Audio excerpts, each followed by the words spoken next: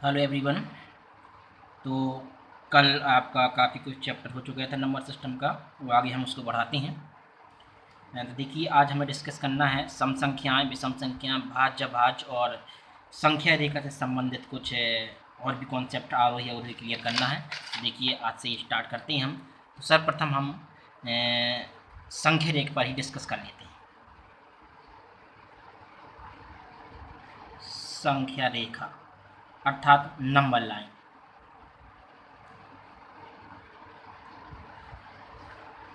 देखिए, कल हमने डिस्कस किया था कि अगर हम किसी भी लाइन में या किसी भी रेखा में संख्याएं रिप्रेजेंट कर देते हैं तो वो बन जाती है संख्या रेखा। -1, -2, -3, -4। तो इसमें हमने ये बताया था कि जो ये संख्याएं हैं वो पॉजिटिव अर्थात धनात्मक संख्या हैं, और जो ये संख्या हैं वो नेगेटिव अर्थात ऋणात्मक संख्या है। जो ये है न धनात्मक है न ऋणात्मक है, न धनात्मक और न ऋणात्मक। ठीक। अब हमें इस पे आरोही अवरोही के कॉन्सेप्ट क्लियर करना था संख्या रेखा में। आरोही क्रम अर्थात एसेंडिंग ऑर्डर।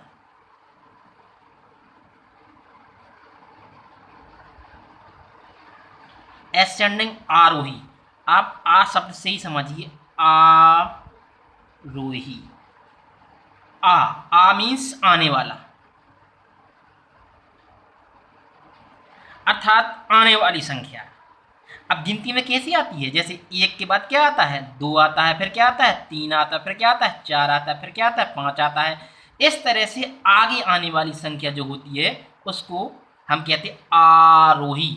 आप मुँह का पोजीशन देंगे, देखेंगे मुँह जो आपके दो होंठ्स हैं वो तो बड़े हो रहे हैं, मुँह बड़ा हो रहा है। आरोही अर्थात बढ़ता हुआ क्रम।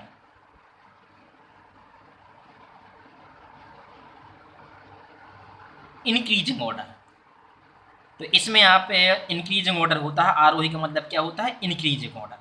और जो अवरोही होता है, अवरोही क्रम अर्थात डिसेंडिंग ऑर्डर या डिक्रीजिंग ऑर्डर। आप कुछ भी कह सकते हैं, डिक्रीजिंग ऑर्डर, डिसेंडिंग ऑर्डर। अब शब्द समझिए, अवरोही में जो शब्द आया है अब, आप देखेंगे अब, आप पोजीशन समझिए। औ औ का मतलब होता है जो मुंह पहले बड़ा था अब छोटा हो गया, अर्थात घटता हुआ क्रम। ठीक। घटता हुआ क्रम कहने का मतलब है बड़े से छोटे की ओर। क्यों? क्योंकि आपका मुंह अब आया, अब अर्थात बड़ा होके छोटा आया, बड़े से छोटे की ओर आए।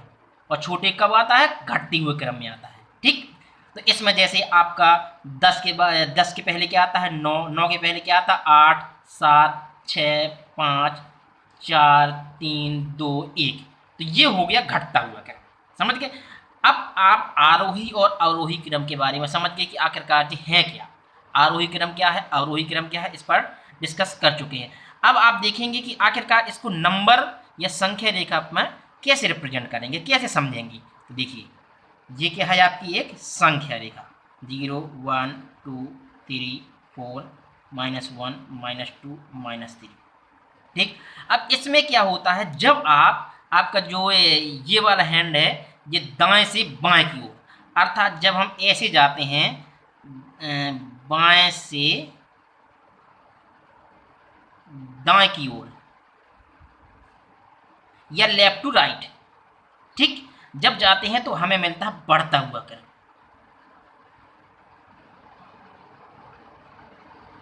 अर्थात आरोही, या आपका एसेंडिंग ऑर्डर, इंक्रीजिंग ऑर्डर मिलता है। कब? जब आप लेफ्ट टू राइट जाते हैं। कब मिलता है? Left to right. आप नंबर लाइन में, जब नंबर लाइन में आप लेफ्ट टू राइट जाते हैं तो कौन सा क्रम मिलता है आपका? बढ़ता हुआ क्रम मिलता है। ठीक। अब यहां से आप डिस्कस कर सकते हैं। और इसी के अपोजिट, जब आप राइट टू लेफ्ट आते हैं, अर्थात राइट टू लेफ्ट, लेफ्ट, तो कौन सा क्रम मिलता है? अवरोही, अर्थात घटता हुआ क्रम।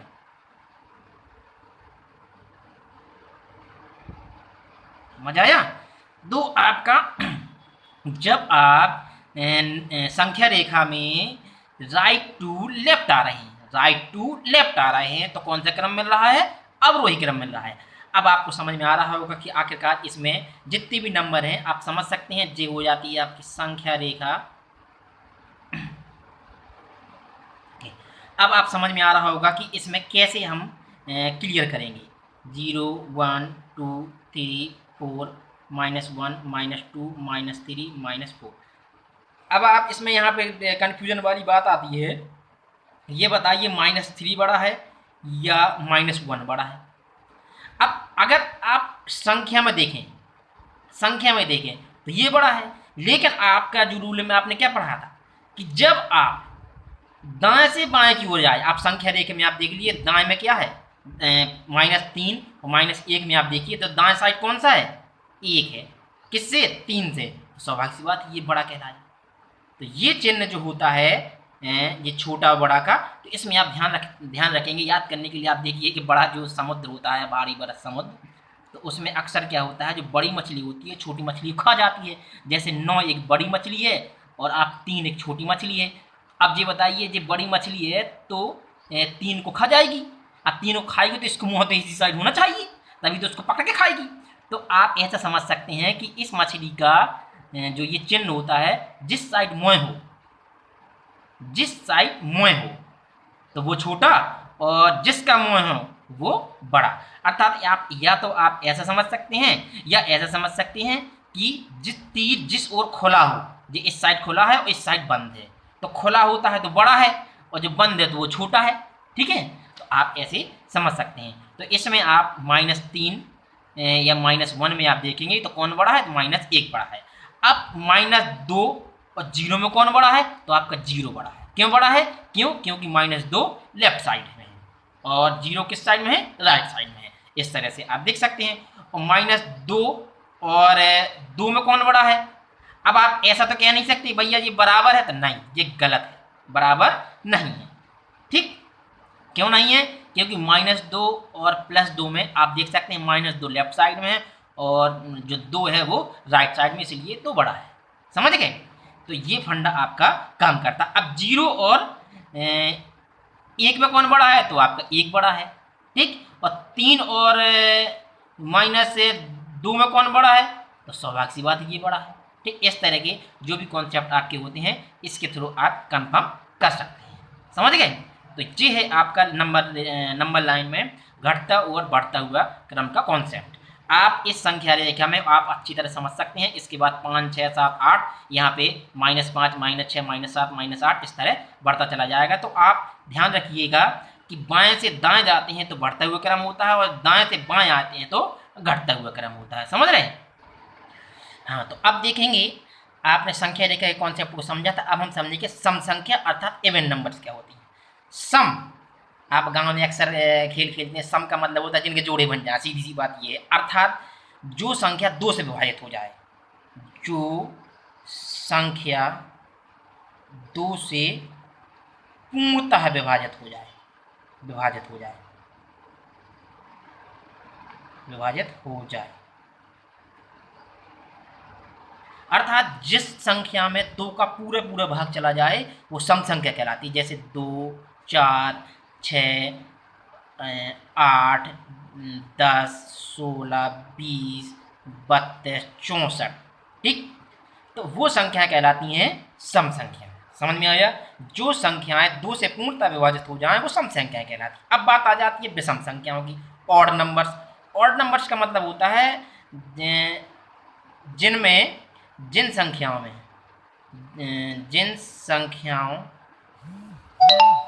में 2 का भाग पूरा पूरा नहीं जाता है, नहीं जाता है, उन्हें हम क्या कहते हैं? विषम संख्या। जैसे 1 3 5 7 9 13 15 21 25। इन सभी संख्याओं में क्या है? 2 से भाग नहीं जाता है, तो ये क्या कहलाएंगी? विषम संख्याएं कहलाएंगी। तो आपको इस चीज़ का कॉन्सेप्ट क्लियर हो गया होगा। अब हम बात करेंगे आपको भाज्य भाज्य की। तो अभाज्य संख्या क्या होती हैं? अभाज्य संख्याएं अर्थात prime number, PRIME, prime numbers. ठीक, ये क्या कहलाती है? ठीक, इसके बाद हम पढ़ेंगे भाज्य संख्या कहलाती है। तो अभाज्य शब्द से ही समझिए, अभाज्य या इनको ऋण संख्याएं बोलती हैं, ऋण। ठीक, ऋण मतलब रूठी हुई संख्याएं। अब जैसे कोई भी बच्चा होता है, जब रूठ जाता है तो नहीं मानता है ना, किसी से नहीं मानता है, कोई भी चला जाए, माँ आ जाए तो भी नहीं मानता है। जैसे बच्चे ने कह दिया नहीं मुझे तो चंद खिलौना चाहिए, तो भैया चंद खिलौना कहाँ से दे दिया जाएगा, तो रूठ गया ना। अब बहाने बना के उसको नकली चंद के तौर पर दे दिया जाए तो भली मान जाए, लेकिन ऋण माने रूठी हुई संख्या। जो संख्याएं किसी से विभाजित ना हो वो कहलाती हैं ऋण संख्याएं। जो संख्याएं एक व स्वयं के अलावा किसी अन्य से विभाजित नहीं होती हैं,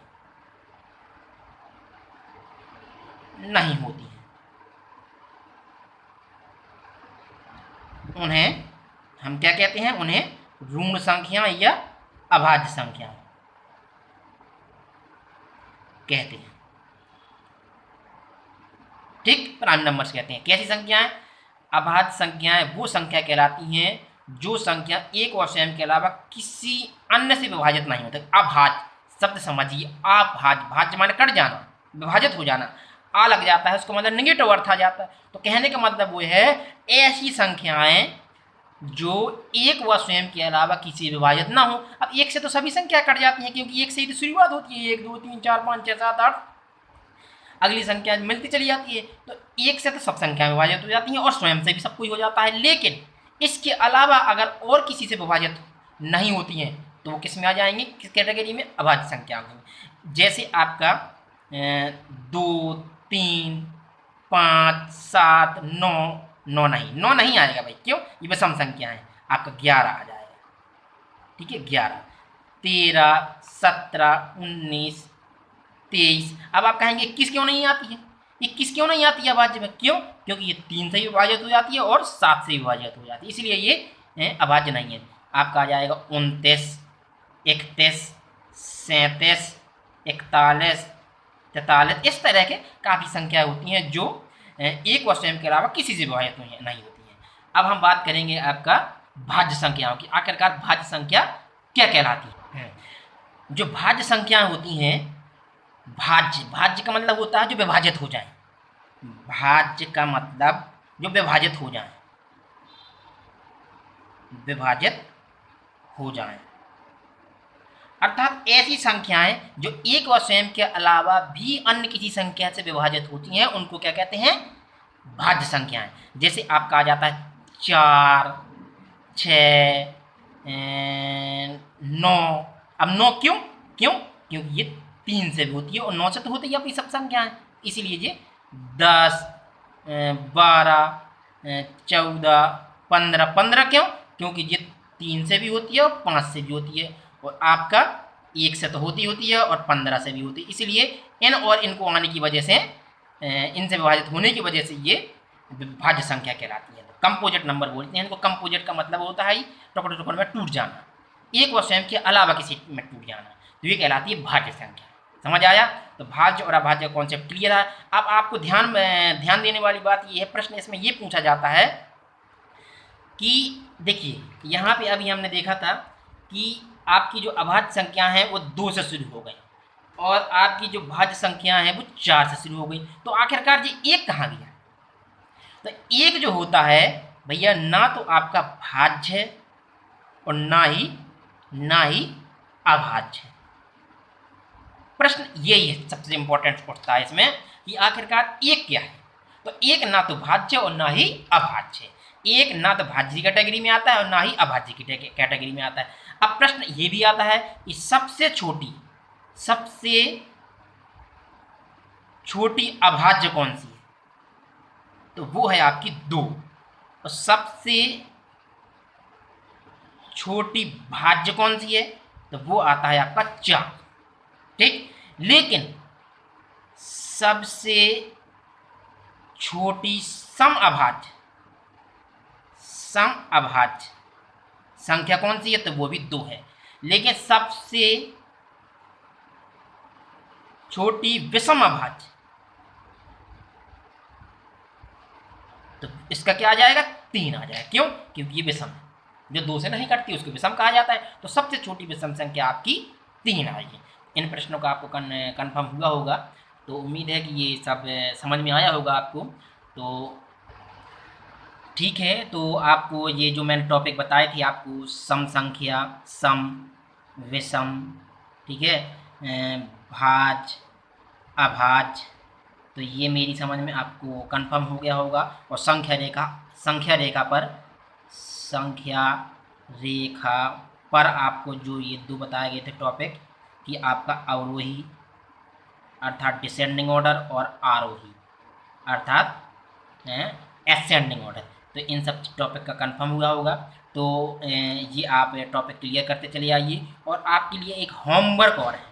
होमवर्क क्या है कि 1 से 100 तक की जो गिनती होती है, गिनती, इसमें कितनी भाज्य है, कितनी अभाज्य है।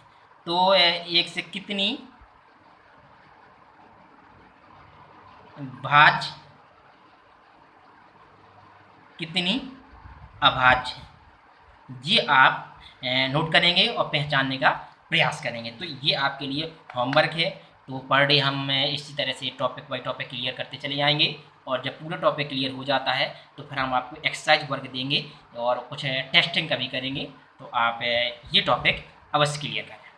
थैंक यू, धन्यवाद। जरूर पढ़ें आपको, और ये वीडियो को भी दूसरे को शेयर करते रहें। बच्चे हैं जो आपके, वो 5th क्लास में हो, 4th क्लास में हो, 6th क्लास में हो, जिनको इम्पोर्टेंट समझ में आता है, प्राइमरी के स्कूल के बच्चे हों या प्राइवेट स्कूल जो हैं उनके बच्चे हों, सबको बहुत ही इम्पोर्टेंट है। सैनिक विद्यालय हैं, सैनिक स्कूल की तैयारी करना है या नवोदय विद्यालय की तैयारी करना है, उनके लिए बहुत ही इम्पोर्टेंट है। ज़रूर नहीं है कि प्राइमरी के स्टूडेंट के बच्चे ही हों, आप जो भी छोटी छोटी मैथमेटिक्स जो आपकी है इसको तैयार करना चाहते हैं तो उनको फॉरवर्ड करें या शेयर करें इस वीडियो को, और लाइक और सब्सक्राइब ज़रूर करते हैं। Thank you.